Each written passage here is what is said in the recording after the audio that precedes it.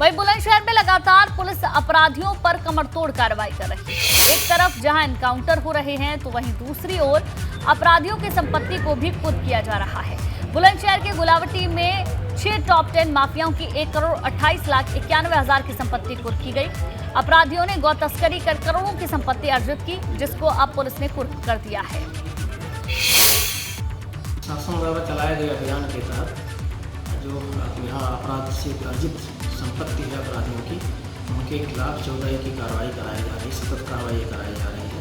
इसी के तहत कल रात से लेकर आज तक लगभग 1,77,00,000 रुपए की संपत्ति जो अपराध द्वारा अर्जित की गई थी, उनको जिलाधिकारी के आदेश से कुर्क किया गया है। वहीं हरदोई से एक दिल दहला देने वाली घटना सामने आई, जहां प्राथमिक विद्यालय में करंट लगने से क्लास की एक बच्ची की जान चली गई।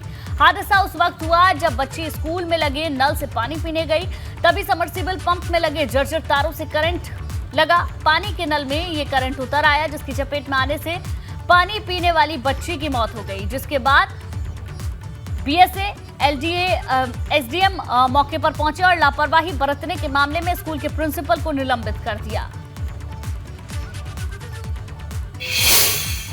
बेंदर ब्लॉक के ग्राम पंचायत मॉडल में प्राथमिक विद्यालय में 2020 में ग्राम पंचायत द्वारा इंडिया मार्का हैंडपंप में समरसेबल स्थापित किया गया था।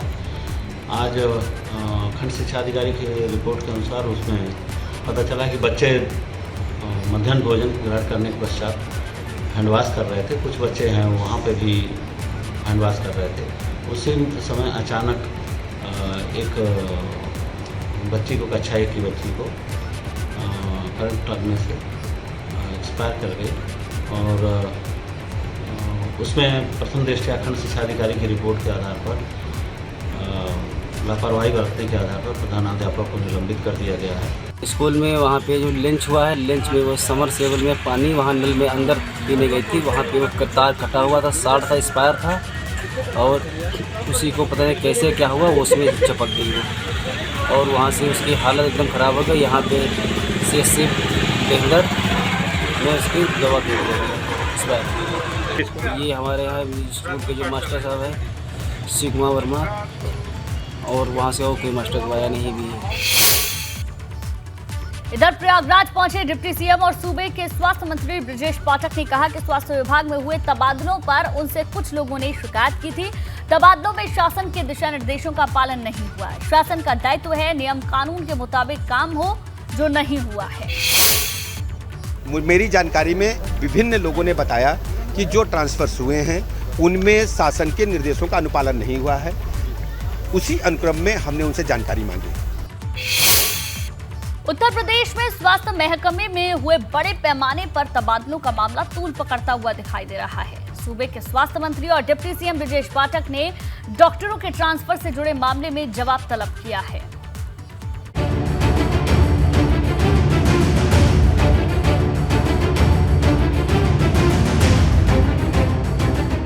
अस्पताल में दर्द से कराहती मरीज, डॉक्टरों का इंतजार करती निगाहें, हर तरफ उदासी, लाचारी और बदहवासी का आलम। तस्वीरें उत्तर प्रदेश के अलीगढ़ की है, जहां डॉक्टरों की कमी की वजह से जिले की स्वास्थ्य सेवाएं बीमार हो चुकी हैं। व्यवस्था केवल अलीगढ़ में खराब रहती तो और बात थी, उत्तर प्रदेश के बड़े से लेकर छोटे सरकारी अस्पताल में यही हालात है।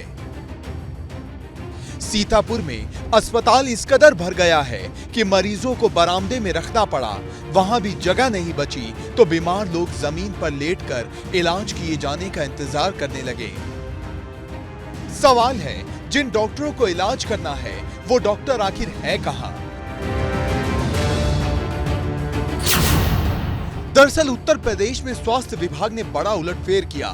डॉक्टर्स डे यानी 1 जुलाई को 25 जिलों के मुख्य चिकित्सा अधिकारियों के समेत 39 ज्वाइंट डायरेक्टर्स के तबादले कर दिए गए, लेकिन उनकी नियुक्ति कहीं नहीं की गई। खुद लखनऊ के बलरामपुर अस्पताल में DNB कोर्स में 7 विशेषज्ञों का तबादला हुआ, जबकि उनकी जगह पर अस्पताल को एक विशेषज्ञ ही मिला। सिविल अस्पताल से 6 विशेषज्ञ डॉक्टरों के तबादले हुए, लेकिन उनकी जगह एक भी तैनाती नहीं हुई। लोक बंधु अस्पताल से 3 विशेषज्ञों के तबादले हुए, लेकिन उनकी जगह कोई नई नियुक्ति नहीं की गई।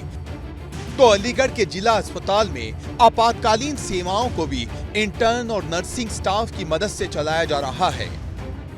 ये तो बहुत पहले ही जिला अस्पताल को चलाना एक मेरे लिए बहुत बड़ा चैलेंज था।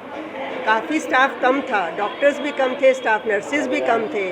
और अभी जो आज लिस्ट आई है उसमें तो समझिए कि मेरे सारे हाथ काट दिए।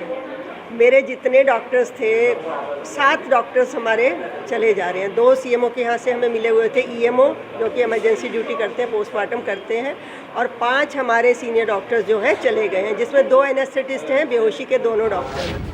उत्तर प्रदेश के डिप्टी सीएम ब्रजेश पाठक ने स्वास्थ्य विभाग की तबादला नीति पर सवाल उठाए। उन्होंने अपर मुख्य सचिव चिकित्सा एवं स्वास्थ्य को पत्र लिखकर रिपोर्ट देने का आदेश दिया। मेरी जानकारी में विभिन्न लोगों ने बताया कि जो ट्रांसफर्स हुए हैं उनमें शासन के निर्देशों का अनुपालन नहीं हुआ है। उसी अनुक्रम में हमने उनसे जानकारी मांगी।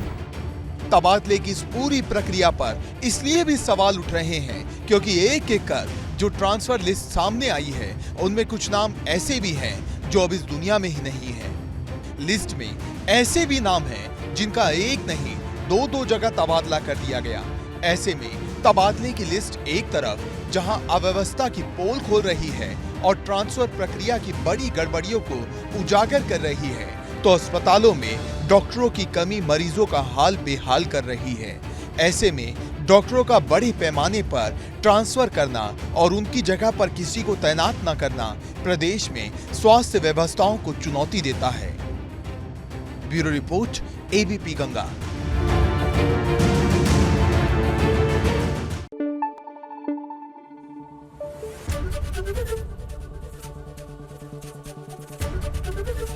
एबीपी गंगा, खबर आपकी, जुबान आपकी।